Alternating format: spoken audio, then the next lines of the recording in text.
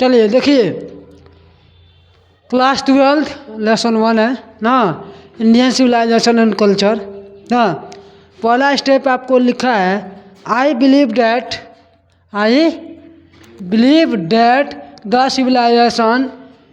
civilization Indian has evolved is not be beaten in the world। यानी पहला step है कि मुझे यकीन है कि भारत ने जिस सभ्यता का विकास किया है, किसका, भारत ने जिस सभ्यता का विकास किया है वह संसार में किसी से परास्त नहीं हो सकता। यहाँ पे क्या लिखा है, evolve is not be beaten in the world, यानी संसार में किसी भी देश से वह परास्त नहीं हो सकता, उसको नहीं हरा सकता लोग। किस में, तो भारतीय सभ्यता में ना।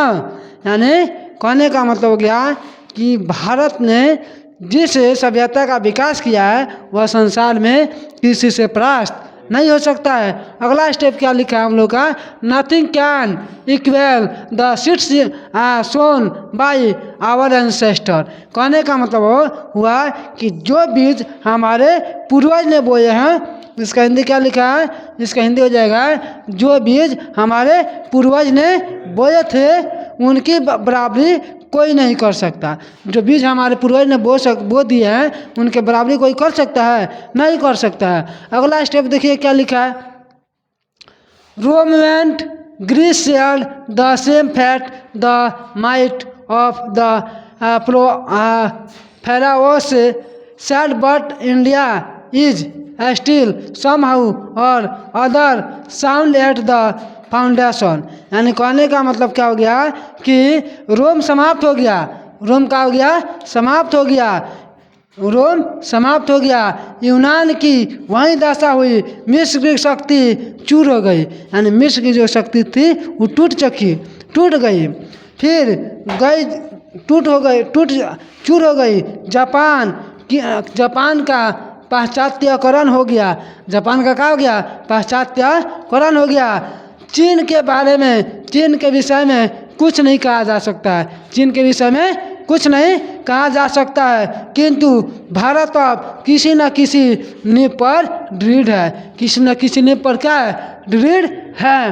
अगला नंबर देखिए, उसके बाद क्या है, the people of Europe learn their relation from the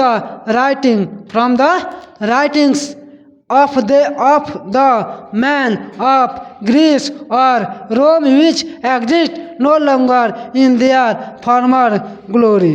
इसका मतलब कह रहा है कि अब यूरोप के लोग यहाँ लिखा है ना, यहाँ पे लिखा है the people of Europe learn, यानी यूरोप के लोग अपना पाठ कहाँ से सीखते हैं, यूनान व रोम के लोगों से सीखते हैं। जो यूरोप के लोग हैं कहाँ से सीखते हैं, यूनान और रोम के लोगों से सीखते हैं।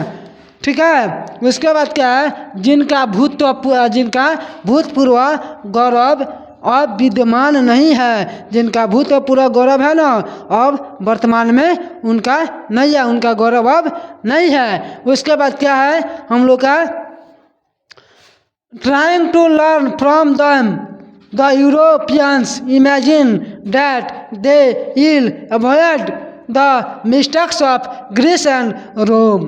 ठीक है, यानी कहने का मतलब होता है कि उनसे सीखने के लिए कोशिश में यूरोप के लोग समझते हैं कि वे यूनान व रोम की गलतियों को नहीं दोहराएंगे। क्या वे लोग समझते हैं कि यूरोप की गलतियों को, यूनान व रोम की गलतियों को नहीं दोहराएंगे? कौन? यूरोप के लोग। अगला नंबर क्या है, such is their pitiable condition. Such is their pitiable condition, मतलब इसका हो गया कि ऐसी उनकी दशा है, ऐसी उनकी दयनीय दशा है। कंडीशन का मतलब क्या होता है, पिटिएबल का मतलब क्या होता है, दयनीय, कंडीशन का मतलब दशा या स्थिति। किनकी है, तो यूरोप की है। समझ में आया आप लोग को, कोई दिक्कत नहीं है ना? फिर से एक बार और दोहरा देगा।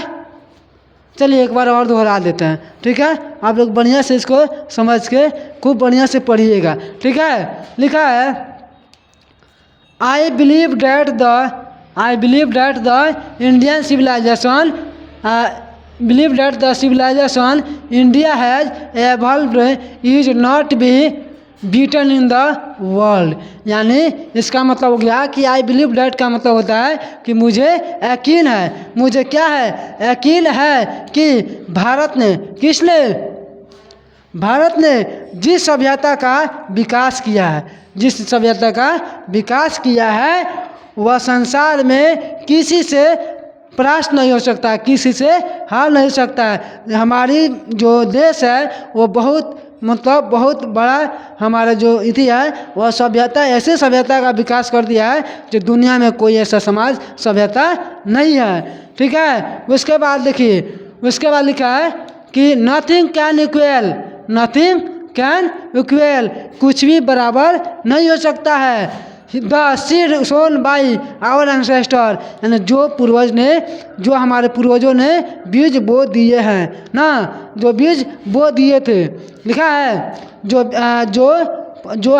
बीज हमारे पूर्वजों ने बो दिए थे उनकी बराबरी कोई नहीं कर सकता। अगला नंबर क्या है, Rome and Greece shared the same fate, the might of the Prohars was broken, Japan has become westernized। इसका मतलब हो गया है यहाँ से कि रोम समाप्त हो गया। क्या हो गया, रोम समाप्त हो गया। यूनान की वही दशा हुई, मिस्र की शक्ति चूर हो गई और जापान का पाश्चात्यकरण हो गया। चीन के विषय में कुछ कहा नहीं जा सकता, किंतु भारत अब किसी न किसी नींव पर, किसी न किसी बुनियादी पर क्या है, दृढ़ है। भारत किसी न किसी नींव पर क्या है, दृढ़ है। उसके बाद क्या है, the people of Europe learn, यानी यूरोप के लोग अपना पाठ किससे सीखते हैं, तो यूरोप के लोग हैं जो ग्रीस और यूरोप के लोग, यहाँ पे देखिए यूरोप के लोग अपना पाठ यूनान व रोम के लोगों से सीखते हैं। यूरोप के लोग कहाँ किससे सीखते हैं, यूरोप के लोग अपना पाठ किससे सीखते हैं, यूरोप के लोग अपना पाठ यूनान व रोम के लोगों से सीखते हैं ना। उसके बाद क्या है, इन trying to learn from them the European imagine that the world will avoid the mistakes of Greece and Rome, यानी जिनका भूतपूर्व गौरव अब विद्यमान नहीं है उनसे सीखने की कोशिश में क्या हुआ, यूरोप के लोग समझते हैं कि वे यूनान व रोम की गलती को नहीं दोहराएंगे ना। उसके बाद क्या है, such is their pitiable condition, ऐसी उनकी दयनीय दशा है, ऐसी उनकी क्या है, दयनीय दशा है। यहाँ तक आप लोग क्लियर हुआ ना, किसी को दिक्कत नहीं है, समझ में आ गया, रहने दे इसको। ठीक है, चलिए फिर हम लोग आगे बढ़ते हैं।